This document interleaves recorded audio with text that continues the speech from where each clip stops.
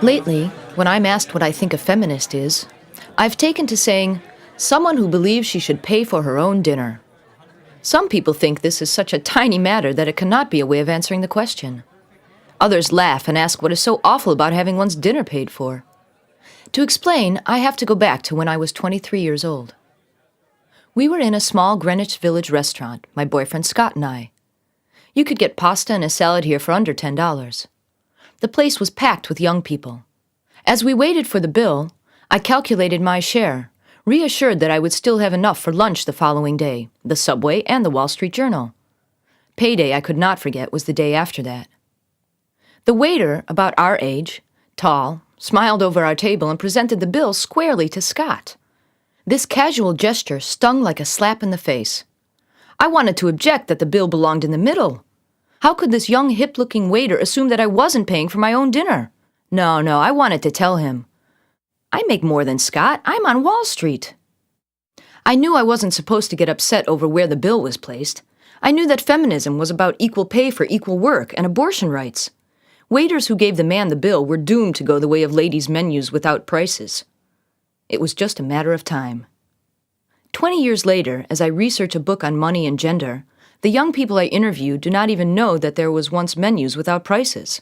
But waiters still often place the bill in front of the man in a couple.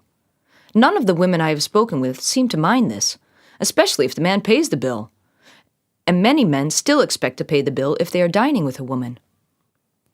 Young women will tell you that they won't see a man a second time if he doesn't pay for the first date.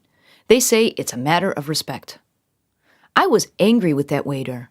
He denied my competence because I was a woman out with a man.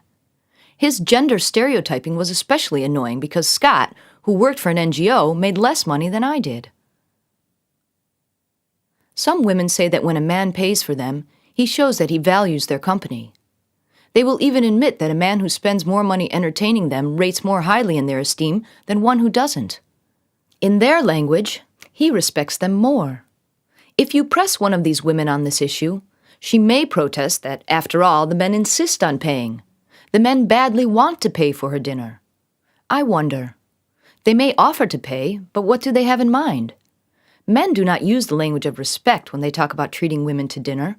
Some men admit that they will not ask a woman out to dinner unless they can foot the bill for both of them.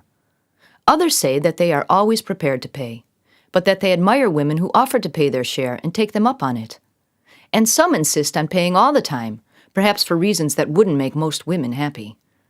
This is not something that we should blame on men. Regardless of who started it, women now bear the lion's share of responsibility for keeping it going. How to stop it? Well, it's amazing how you can just say no.